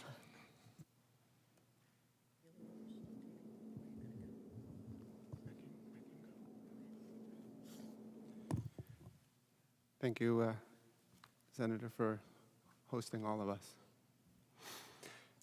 Hello, I'm Peter Doshi. For identification purposes, I'm on the faculty at the University of Maryland and editor at the BMJ. I have no relevant conflicts of interest, and my comments today are my own. In pharmacy school, I teach a required course on how to critically appraise the medical literature. We train students on how to go beyond a study abstract and start to pick apart and critically assess biomedical studies, not just take them at face value. I want to use my 5 minutes here to harness that spirit of critical thinking. I'm saddened that we are supersaturated as a society right now in the attitude of everybody knows that has shut down intellectual curiosity and led to self-censorship. So let me start with a few everybody knows examples that I'm not sure we should be so certain about. Everybody knows that this is a pandemic of the unvaccinated. But if hospitalizations and deaths were almost exclusively occurring in the unvaccinated, why would booster shots be necessary? Or why would the statistics be so different in the UK, where most COVID hospitalizations and deaths are among the fully vaccinated, as Senator Johnson said? There's a disconnect there. There's something to be curious about. There's something not adding up, and we should all be asking, is it true that this is a pandemic of the unvaccinated? What does that even mean? Next slide, please. Then there's this. Everybody knows that COVID vaccines save lives. In fact, we've known this from early 2021. The clinical trials proved that to be the case, as you can see here in the quote of a February article in the Journal of the American Medical Association. But is it true? When that statement by prominent public health officials was penned, there had been just one death across the 70,000 Pfizer and Moderna trial participants. Today we have more data, and you can see that there were similar numbers of deaths in the vaccine and placebo groups. The trials did not show a reduction in death. Even for COVID deaths, as opposed to other causes, the evidence is flimsy, with just 2 deaths in the placebo group versus 1 in the vaccine group. My point is not that I know the truth about what the vaccine can and cannot do. My point is that those who claimed the trials showed the vaccines were highly effective in saving lives were wrong. The trials did not demonstrate this. Next slide, please. Now let's talk about anti-vaxxers. Everybody knows you should discount what anti-vaxxers have to say. But what does the term mean? The Merriam-Webster dictionary defines it as, quote, a person who opposes the use of vaccines or regulations mandating vaccination. The first part of the definition, I expected. The second part stunned me. There are entire countries from the United Kingdom to Japan which do not mandate childhood vaccines. Both achieve high levels of vaccination, just not through regulations mandating vaccines. There are no mandates there, and I would wager that a large minority, perhaps a majority of the world's population meets the definition here of an anti-vaxxer. Another definition worth checking is vaccine. Next slide, please. I am one of the academics that argues that these mRNA products, which everybody calls vaccines, are qualitatively different than standard vaccines. And so I found it fascinating to learn that Merriam-Webster changed its definition of vaccine early this year. mRNA products did not meet the definition of vaccine that has been in place for 15 years at Merriam-Webster, but the definition was expanded such that mRNA products are now vaccines. I highlight this to ask a question. How would you feel about mandating COVID vaccines if we didn't call them vaccines? What if these injections were called drugs instead? So here's the scenario. We have this drug, and we have evidence that it doesn't prevent infection, nor does it stop viral transmission. But the drug is understood to reduce your risk of becoming very sick and dying of COVID. Would you take a dose of this drug every 6 months or so for possibly the rest of your life? If that's what it took for the drug to stay effective? Would you not just take this drug yourself, but support regulations mandating that everybody else around you take this drug? Or would you say, hold on a sec.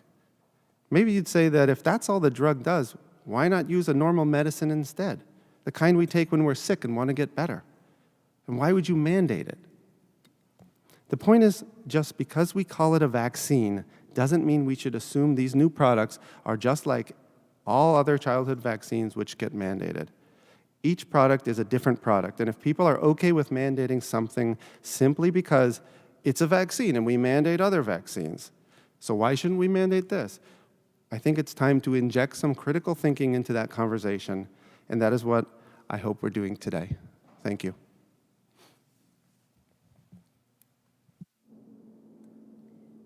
And now we have another video from Dr. David Healy, who's going to talk about he reviewed the patient cases of many individuals who are speaking today, and he's going to speak about that. Hello, I'm David Healy, and I'm a doctor who treats patients and also deals with the adverse effects of treatment, and I've dealt with thousands of cases. I'm also one of the few people you will ever meet who's seen the actual case records from a company clinical trial and can tell you things like, for instance, say your partner entered a Zoloft trial, a drug that can cause people to commit suicide, and that they poured gasoline on themselves and set fire to it, intending to kill themselves, and you find their case records afterwards saying death by burns. I can explain to you how that happens. Or equally, if you find case records where a child in a Zoloft trial is coded as being emotionally labile or nauseated, and in fact, behind the scenes, they had been suicidal. I can tell you how it happens. Or you may know someone who's in a Zoloft trial and ends up out in the street waving a gun about, threatening to kill people. And when you check the case records, you find they're coded as intercurrent illness, whatever that is. Well, I can tell you what it is and how it happens. I can also tell you how Pfizer, 10 years before Zoloft gets launched, can recognize that it can cause people to become aggressive and potentially homicidal. But yet, when people on Zoloft kill others and the drug has likely caused them to do so, no one recognizes this or gets to hear about it at all. Now, it's not just companies, academics and the media, and probably everyone in this hall, including the regulators if they were here, can be pretty good at coming up with fanciful explanations for why we seem to have problems on a drug. Do we really know that thalidomide caused babies not to have arms and legs develop properly? Or maybe it was a good drug that prevented miscarriages, so these babies who otherwise wouldn't have been born were born. Or, in the case of that 13-year-old boy who went on Zoloft for a week when he changed school and was a bit anxious, and ended up a week later hanging himself in the bathroom beside his parents' bedroom, do we really know that Zoloft caused this? Perhaps it was autoerotic asphyxiation gone wrong. I have to tell you, this case was before we had the internet, and 13-year-old boys ended up knowing more about sex than I do. But the point I'm coming back to is this, that the job of a doctor and a journalist and people here in the hall is to work out what's the most plausible story. Is it the one you're hearing from the person right in front of you, as you will be hearing and have heard today, or else is it the fanciful explanations that Pfizer and FDA and other people are quite capable of coming up with? That's the key scientific mission that we all have. And I've listened to all the people that you're going to hear today, listen to their stories. And in my opinion, the stories that you will hear are more plausible than the fanciful explanations you might also hear. Thank you.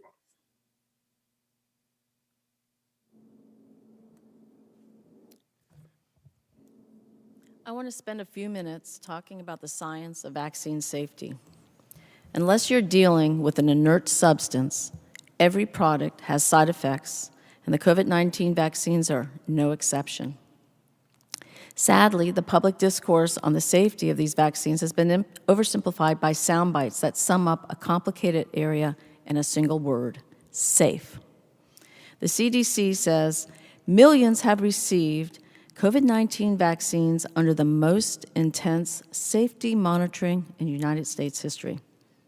The impression is that the system is so finely tuned that even the rarest needle in a haystack will be found.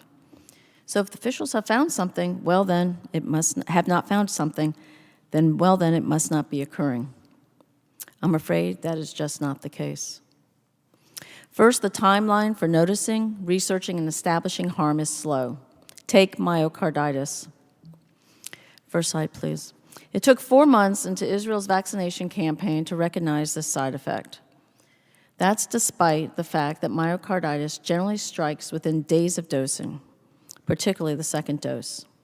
So people were experiencing these side effects for months before officials acknowledged the vaccine as cause. This delay in detecting, researching, and acknowledging side effects is normal, and it is devastating. The patients at this meeting today know that devastation firsthand. But it's also devastating because unless you recognize harms soon after they occur, you can't use that knowledge to prevent harm in the next person about to get the vaccine. I am stunned when I hear people dismiss myocarditis as an acceptable side effect, especially for young people, because myocarditis is life-threatening and a life-disabling condition. In the United States, still looking for that slide. It's coming? It won't show. Okay, that's fine. In the United States, 10,304 myocarditis reports have been logged in VAERS. Of these, more than 20% occurred in those aged 12 to 32.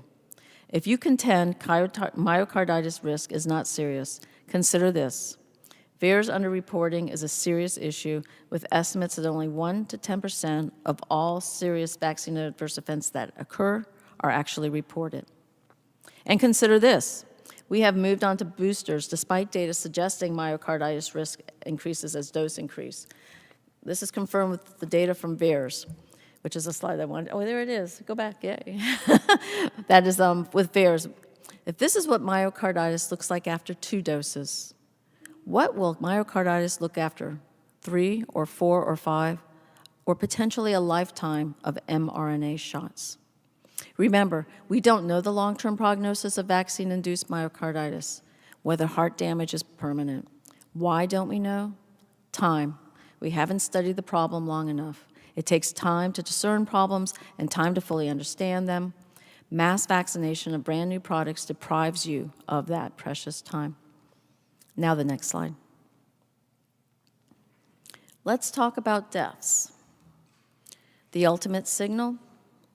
As of October 25th, VAERS logged over 9,000 US-based reports of deaths after vaccination. Globally, it exceeds 17,000 reported into the VAERS system. How can any thinking person not look at these data and ask, just what on earth is going on? Critics rightly note that VAERS doesn't allow causality between exposure and outcome. Indeed, VAERS only provides signals, important signals, a need to further investigate. Regarding VAERS reported deaths, CDC's webpage states, a review of available clinical information, including death certificates, autopsy, and medical records, has not established a causal link to COVID-19 vaccines.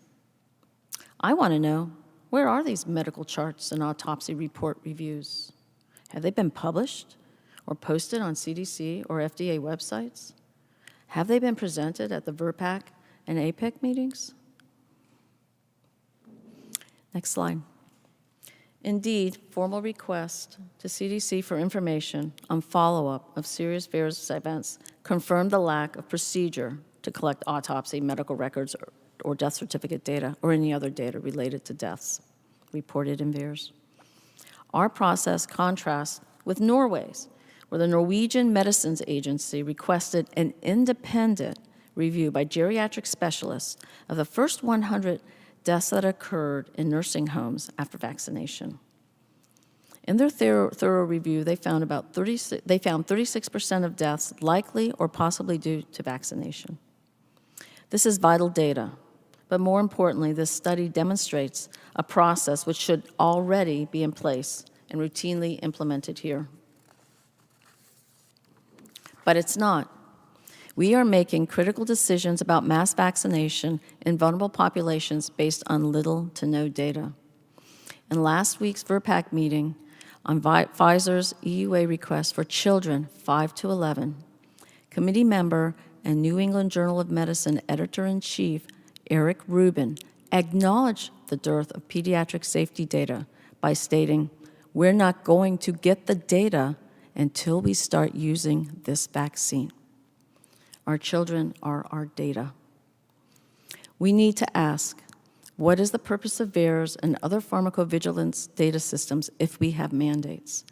Why even do any post-marketing surveillance? The reason cannot be to gather more information to make an informed personal choice, because with mandates, the vaccination decision has already been made for us by governments, by schools, by employers.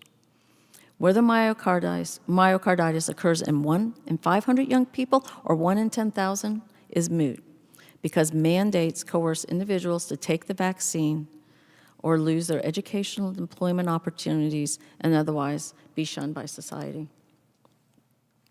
Is there a secret threshold for revoking mandates? Who makes this call? What is their decision framework? It's not natural immunity. It's certainly not herd immunity. Who decides what level of risk is acceptable to deny a person's ability to decide for her or himself what goes into his or her body? The entire point of pharmacovigilance is to provide signals that spur thorough study to better inform medical decisions. Mandates and the rushed rollout of these vaccines where individuals cannot make informed decisions because they have already been vaccinated undermine the whole purpose of any vaccine safety system. Thank you. Thank you, Dr. Wastil. I think we're going to go next to the video of Dr. Patrick Whelan, Associate Clinical Professor of Pediatrics in the Division of Rheumatology at UCLA.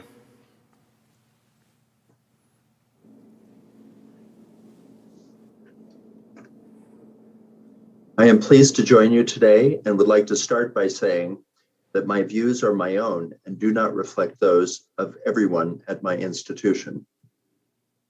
I am a pediatric rheumatologist caring for children with the multi-system inflammatory syndrome related to COVID-19.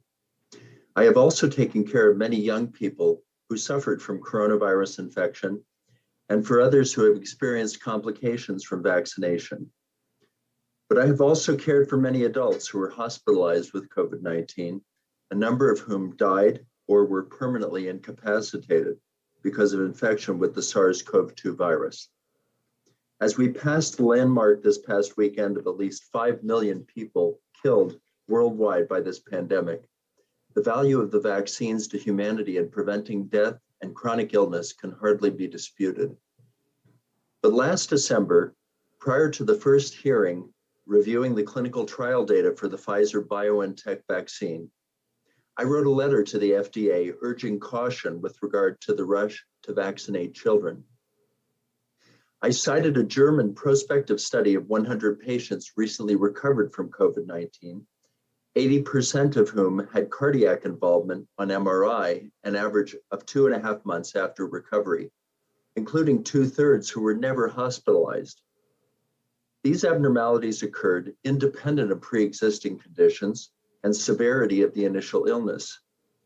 I was concerned about the possibility then that the new mRNA vaccines had the potential to cause unintended side effects related to the heart, since these vaccines encode the same viral spike protein that causes most of the organ damage outside the lungs in people who are actually infected with the virus.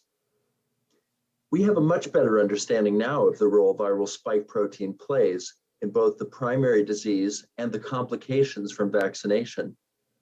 Infection with this virus starts in the nasopharyngeal epithelial cells, where it replicates and probably spreads through the airways into the lungs. Viral replication in the lung endothelial cells lining the blood vessels results in the production of pseudovirions and spike protein that travels through the bloodstream to other organs. The pseudovirions bind to the famous ACE2 protein on cells in the blood vessels of those other organs, and activates something called the mannose binding lectin complement activation pathway, leading to microvascular damage and microclots. So it appears that the viral spike protein that is the target of the major vaccines is also a key agent causing the damage to distant organs, which may include the heart, brain, and kidneys. What do we know about the parallels between natural infection and the vaccines with regard to the adverse effects on these other organs? I was a co-author on a new study in Clinics in Dermatology, documenting that the spike protein produced at the site of vaccination, which is usually in the deltoid muscle of the shoulder, travels through the body and can be detected subsequently in the skin of the opposite shoulder. But the levels of spike in the skin after vaccination are much lower than what one sees following natural infection with the virus itself. In other words, the spike glycoprotein does have toxic and procoagulant effects, but apparently only when it is expressed at very high levels. In normal skin biopsies from patients with critical COVID, there are significant levels of spike bound to ACE2 in the fat, with evidence of systemic complement pathway activation, possibly explaining the association with obesity, especially in children. However, following vaccination, normal skin samples show no evidence of complement pathway activation, and the amount of manufactured spike originating in our muscle cells appears to be minimal. The self-limited skin reactions we described in our paper may serve as a model for the rare, severe vaccine reactions that you're hearing about today, probably through hyperactivation of the cellular immune response or overactive antibody responses, or hypersensitivity reactions that are unmasked by the nanolipids in the vaccine vehicle. In my letter to the FDA, I had worried last December about the risk of using the spike protein itself as the active principle in these vaccines. Overall, I've been surprised at how well tolerated the vaccines have been in most people, as hundreds of millions have been vaccinated around the world. As we've seen in adults, proving a cause and effect relationship between vaccination and adverse events is enormously difficult, and it will be even harder in young children who have difficulty articulating what symptoms they're experiencing. As we embark today on a vast experiment vaccinating younger children whose immune responses to the virus are very different from those in adults, we should resolve as a community that we will keep an open mind about the kinds of physical and behavioral reactions we will be seeing, and not allow ourselves as caregivers to dismiss the concerns of parents. There simply haven't been enough children studied yet to know for sure. I took care of Jonas Salk, Dr. Jonas Salk, the inventor of the polio vaccine, at the end of his life, and I think he would have urged us to vaccinate widely now against COVID-19, but not to abandon caution when it comes to balancing the risks and the benefits. Overall, I think the potential for benefit of vaccinating children is enormous, blocking the spread of the Delta variant from children to vulnerable adults, and preventing the deaths that have occurred across the country in children themselves. Thank you.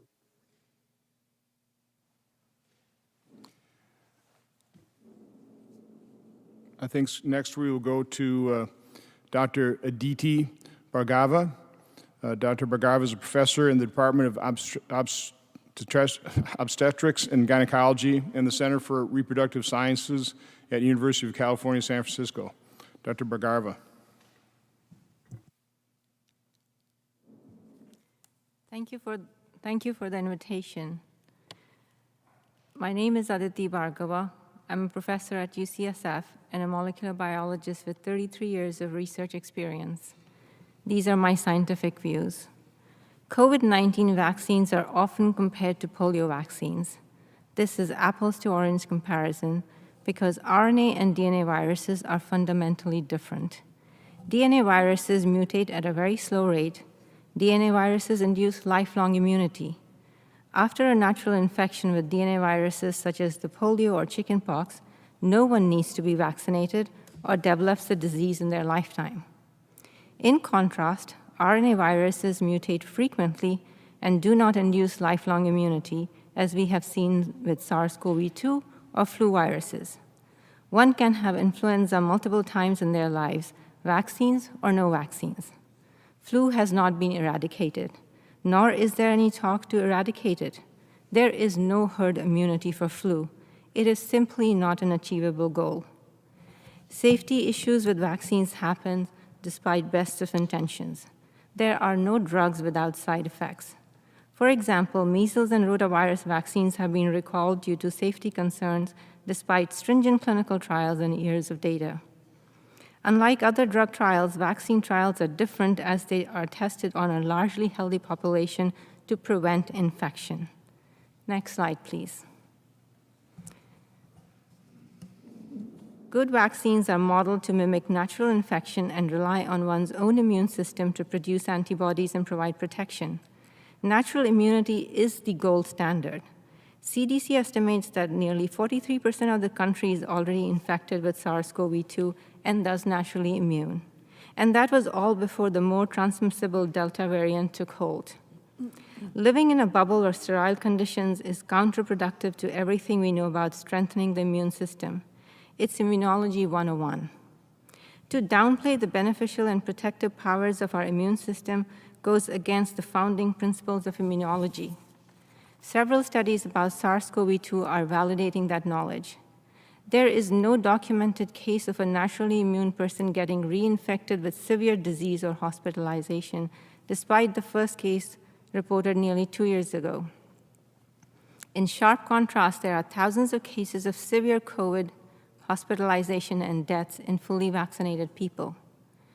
CDC now estimates 90% of the Americans over the age of 16 have antibodies against SARS-CoV-2. But vaccine-induced antibodies are only a small fraction of immune responses. New studies from the British Health Ministry suggest that COVID vaccines might interfere with the ability of our immune system to produce antibodies against other parts of the virus, crucial aspect for developing cross-protection. The spike antibodies are incomplete and cherry-picked stories. Vaccine-induced protection fell to 33 to 42% within 3 months. That is no different than the protection the unvaccinated have. Hence, mandates to prevent spread by using spike antibody levels as gold standard is gross misrepresentation of data. Next slide, please.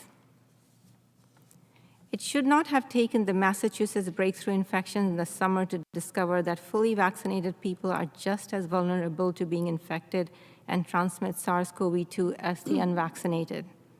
Had the trials been stringent, had the phase 2 and 3 stuck to the protocols of follow-ups, had the regulators enforced manufacturers to study prevention of infection in their clinical trials, this fiasco could have been avoided. Instead, manufacturers configured these trials to study the prevention of mild symptoms and use preclinical models such as the rhesus monkeys in whom the virus does not cause disease. If all we can do is to prevent symptoms and severe disease, we should be talking about drugs to treat COVID, not vaccines and mandates. We lost the opportunity of discovering these major shortcomings by torpedoing the clinical trials when placebo groups were eliminated just 2 months after the second dose. Instead, we are learning through trials and errors on hundreds of millions of people. And we insist on eliminating a very important control group by these vaccine mandates.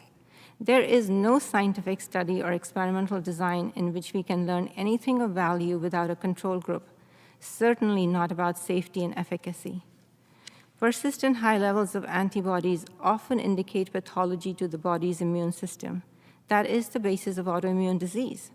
Hence, boosters' long-term adverse events should be weighed seriously.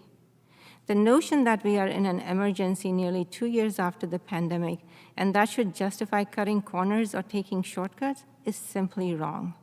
Trust in scientific methods is at stake. Next slide, please. Media reports often state that science is clear, but scientific publications do not claim that the science is clear. And as you've heard from various testimonies, real people suffered serious adverse events and perhaps lifelong disabilities due to sloppy trials.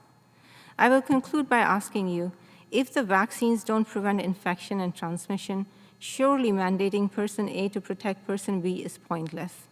But if the vaccines are effective in preventing infection, transmission, decreased symptoms, hospitalization rates, and death, then what do the vaccinated fear?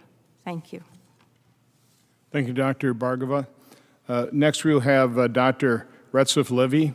He's the MIT Sloan Faculty Co-Director for Global Operations. Doctor, is it Levy or Levy? Levy. Levy, okay. So thank you, Senator. Thank you, Senator, for hosting us today, and thank you for all the individuals that shared their stories. I'm personally inspired by what you told us today, that we all have to make more effort to have better answers for you. My name is Retzef Levy. I'm a faculty on the MIT from 2006. I have no conflict of interest to declare today, and I'm speaking on my own behalf and not representing MIT's position. My academic research is in the area of advanced analytics, risk management, and safety, and I've been working extensively with health systems and also on manufacturing of biologics in collaborations with pharmaceutical companies and under multiple FDA contracts and awards. I'm an avid believer in modern medicine. Me and my 6 children are fully vaccinated with all the traditional vaccines, including flu vaccines, and I'm personally vaccinated with the Moderna vaccine. I'm not an anti-vaxxer.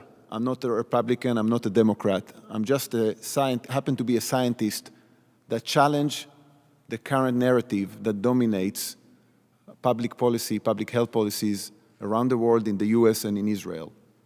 And while it's being called the mainstream narrative, I personally find it very extreme. In fact, I'm quite sure that it will be considered extreme by any fundamental principle that we have about management of global pandemics until 2 years ago. So I don't want to repeat everything that was said here, but I can tell you that I know many mainstream scientists and medical professionals who, similar to me, think that the current narrative is extreme and wrong. But very few of them are willing to speak up. And I'm not sure I can blame them, because any attempt to deviate from the main narrative today is faced with a wall of hostility, rejection, and even elimination from the government, including funding agencies, from public media, and worst of all, from the scientific community itself. And let me just quote a very close colleague at MIT, a member of the National Academy of Engineering. This is one of the most distinguished status that you can have as an academic. He told me something like that, and I quote, "You have to be careful because you can be eliminated." And he told me that in the context of raising concerns about the current main narrative about how to manage the COVID-19 pandemic. And let me give you a few examples that illustrate what I consider to be a problematic state of the scientific work as it relates to COVID-19. Back in April 2021, there were multiple scientific articles that were published based on data from Israel in the most premier academic journals, New England Journal of Medicine and The Lancet. These articles asserted that the Pfizer vaccine provides a well over 90% relative protection against COVID-19 infections. Of course, not showing the data. They were quoted by the media as presumably providing epidemiological support to the narrative of vaccine-induced herd immunity and the related mandates. Now, many experts, me included, knew immediately that there are major flaws in these studies and that the efficacy estimates of the vaccines are likely to be wrong. Many appeals were made to the journals. Most of them were rejected and were not published based on the argument that it's not a priority. Several months later, we all know that these estimates turned out to be very wrong. These vaccines do not prevent infections, or at least they don't do that over a long period of time. In fact, the story is now repeating itself.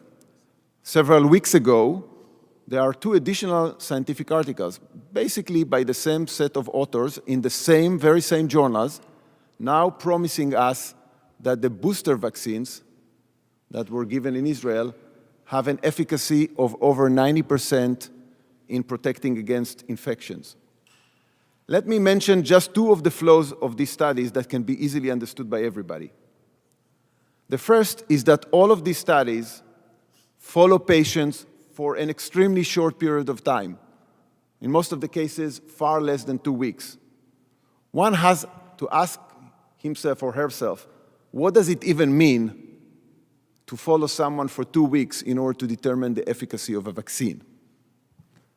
The second problem with these studies is that they do not account for the fact that they do not account for how many tests were conducted on the different populations of patients.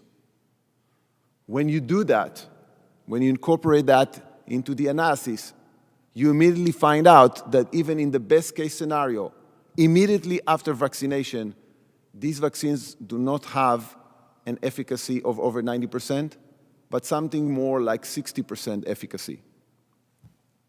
But the storyline is similar when it comes to safety.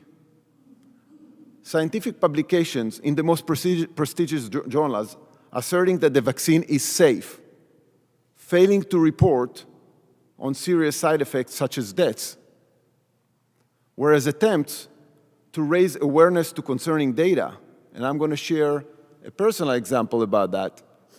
Me and my co-authors pointed out that when you look on national emergency services calls in Israel for cardiac arrest among young individuals under 40, you see a dramatic increase of 25% in these calls, parallel to the vaccination campaign in Israel in early 2021 and with statistical association to that campaign. We wrote a paper about that, not claiming that there is a causal effect between the vaccines and what we see, because we don't have a proof for that. But we did raise the concern, and we called authorities to check what is going on. Needless to say that we never got a response from the authorities, and in fact, they went public and called this research fake. But even more concerning, journal after journal after journal in the academic literature is rejecting this article, most of the time based on the argument that it is not a priority. Well, I don't think that calling safety concerns fake is morally right or scientifically right. I think it's clear that these vaccines are not naive. They have serious and unprecedented side effects, and we need to use them with caution, following the very basic principles in medicine. First, do no harm. Now, just to clarify, I think that vaccines have a role in the pandemic of protecting the high-risk populations against severe illness and deaths, together with therapeutics, like the senator already mentioned. But I do think that we need to do that when we are sure that we turned over every stone to be able to look at everybody's eyes and say, we did everything we can to know the risks and benefits of these vaccines. The fight of this nasty virus, the fight of this, in this nasty virus requires collective humility, empathy, and having science on our side. I'm very concerned that we lost all of these in the last 18 months. Thank you for your attention. Thank you, Dr. Levy. We're now going to hear from, I guess, 3 individuals, but 2 in reality. These are 3 people that I met in June when we had our event on vaccine injuries. And we're going to start with Stephanie, who is the mom of Maddie DeGarry. Maddie participated in the Pfizer trial for children. When she was 12, she's now 13 years old, vaccine injured. And both Bree and Maddie have tragically and unfortunately been cast aside, ignored, forgotten by the vaccine manufacturers and by our healthcare agencies. So I'm so grateful that Stephanie and Maddie, you could come here. Stephanie, why don't you tell your story?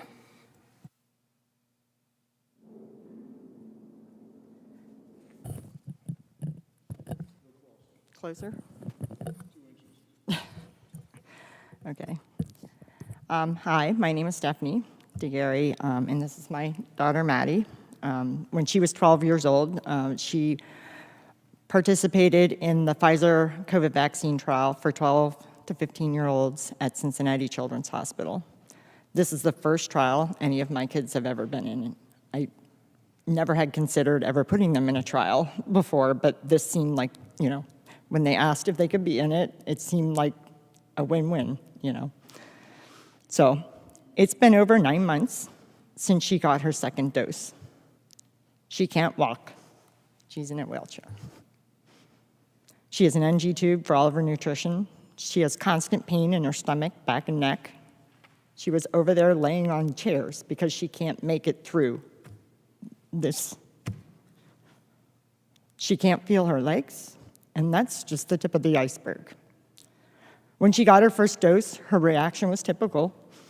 She had fever, body aches, and fatigue, and it went away in a couple days.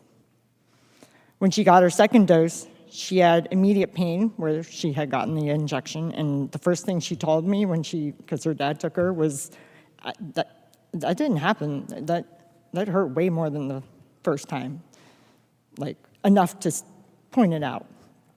In less than 12 hours, she developed severe abdominal pain, horrible nausea, painful electric shocks on her spine and neck. Her hands were ice cold when you touched them. She had, and on her feet, pain all over her body. Her vaccine arm went numb. And I'm finding more and more stuff. You forget stuff because so much has happened to her. Like as I read through things, I keep redocumenting everything. She had chest pain, severe chest pain. The way she described it, it felt like her heart was being pulled out of her neck. Tachycardia that was actually seen on an EKG. And she was extremely dizzy, so she felt like she couldn't stand up. So those were her reactions. I just want to walk through, give you everybody a better idea of what happens in a trial, because I did not know. My kids have never been in a trial before. So I went in trusting the drug companies, the FDA, CDC, the hospital where the trial was held, Cincinnati Children's, a very reputable hospital. So when you enter the trial, everybody uses a trial app, and there are slides, and they'll be available later so that you can see more detail. It's called TrialMax, and they log their reaction for 7 days after each dose. That's it. The app only allows you to record solicited adverse events like fever, redness, injection site pain, swelling, headache, vomiting, and other typical expected reactions. That is it. And you say mild, moderate, severe. Severe means that you had to go to the ER. You record your fever, like the actual amount, and the swelling. So that's all the detail. There's no free form at all to fill in any other reaction that you have beyond the typical non-serious adverse events other than anaphylactic shock. So there's a full list on real.com/about that will be available.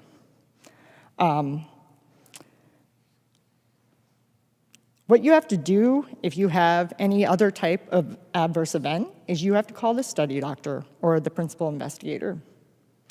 And that's the only way to record this. There's no way to have any unbiased way of entering it in and documenting it. I'm sorry, I'm going off track. So we did what we were told. We called the study doctor, and they told us to go to Cincinnati Children's ER, where the trial was held, to check for appendicitis. She did not have appendicitis. They couldn't even find her appendix. What made it into the trial record is unclear. And yes, we did ask several times and have it documented. We still don't know what was actually reported. So basically, as you can see, this leaves a lot of room for human error and concern of reporting bias coming from the principal investigator, which was Dr. Frank in her case. So what was said about Maddie, the next slide, if you go then to the documentation, so the New England Journal of Medicine article about the Pfizer COVID vaccine in adolescents. So first, take note that the principal investigator for Maddie's trial is the lead author for the New England Journal of Medicine article. The adverse events section has 308 words. 76 of those were dedicated to describing one single patient that had simply a temperature greater than 40 degrees. Not great to have, but that, I think this is a little more severe. There's absolutely no mention of any of Maddie's adverse reactions in that article. 0. In the EUA amendment, Maddie's adverse reaction was reduced to 5 lines that they claim was eventually diagnosed as functional abdominal pain. It's a stomach ache. By the data cutoff for the trial on March 13th, Maddie experienced over 35 adverse events, different things happening to her, very similar to all the stories that you're hearing here. This happened during the trial. Some examples are blood in her urine, 7 times, decreased vision, loss of feeling from her waist down, dizziness, fainting, tremors, muscle weakness, and more. They're all available in the slides, all of her reactions. None of these were mentioned in either document. She went to the ER 9 times and was hospitalized 3 times for a total of 63 days, and this was by June 1st. Look at the dates of that article and around when this was approved. Maddie was in the hospital when the EUA was approved for 12 to 15-year-olds. The doctor did not even know it. So let me ask you this. Functional abdominal pain, stomach ache. Does your child, when they have a stomach ache, does that put your child in a wheelchair? Does your child's stomach ache require a feeding tube? Does your child spend 64 days in hospital for their stomach ache? If they did a urine test when they have a stomach ache, would there be blood in their urine? I don't think so. I thought that Maddie would be in the best hands possible, and the rare chance she has a severe reaction, that was not the case. They did everything in their power to hide everything that happened to her. And that is why this is happening to all these other people and kids.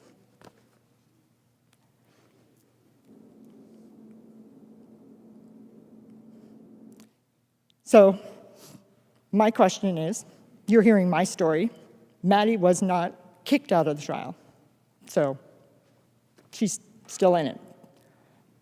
By the way, so is my son, Lucas, who he was in the placebo group, and he did not get the vaccine. So they have one person, if you want to know that they can, and he hasn't had COVID.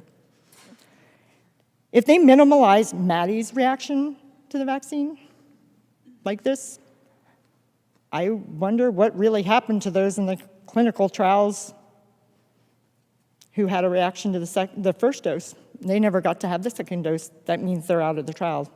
They're disqualified. I wonder what else was hidden. in either the Pfizer trial or any of the other ones, because I know there were things hidden. Thank you. Thank you, Stephanie. I've got a quick question. Obviously, we invited the CEO from Pfizer or some representative from Pfizer. Nobody showed up. Because you had the courage to come forward in June, you have had some media attention, not by the mainstream media, but Pfizer has to be aware of you. Have they reached out to you since June? Neither Pfizer, the FDA, or the CDC has ever talked to us or attempted to. We have never heard anything from them, ever. And I did file it in VAERS also. Still didn't hear anything. So that is outrageous.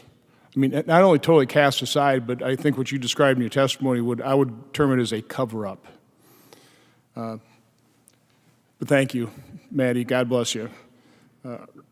Next, we'll hear from Brienne Dressen. Bree, take it away. So as you know, a year ago, I received my COVID vaccine when I gladly signed up for a clinical trial here in the United States with AstraZeneca. As a participant of a clinical trial, I was constantly reassured that if something were to go wrong, there would be thorough and meticulously developed protocols in place to provide a safety net, that the data would be collected and the benefits as well as the risks would be assessed and disclosed to the public. I never had any issue with any vaccine, so I figured this was going to be a smooth, easy ride. No big deal.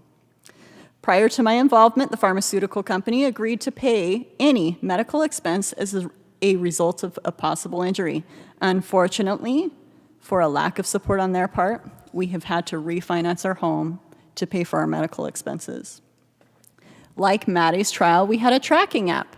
Like Maddie's trial, our tracking app had pre-designated symptoms in a bullet list with no free form to add any other symptoms. So anything like tingling, tremors, seizures, paresthesias, heart problems, limb weakness. There was no way for us to track that through the app. The clinical trial report published by the New England Journal of Medicine, if I have that slide, it says that the second dose is required to continue in a study. Because my reaction was so severe, AstraZeneca told me I was not allowed to get the second dose. They dropped me from the trial. My data was lost. I was excluded from the trial results. My access to the trial app was deleted. This is different than what is found in the report, which says that these individuals chose to forego the second dose. Because I couldn't finish the series, I was removed. Why doesn't this data matter? The clinical trial report also says serious adverse events will be recorded from the time of signed informed consent through day 730. I last heard from them on day 60. I am almost at day 365. That is 10 months of critical safety data gone. I continued to suffer and decline as the trial progressed without me. So what are the agencies doing about this? As we have heard, there's a lot of questions that need answers.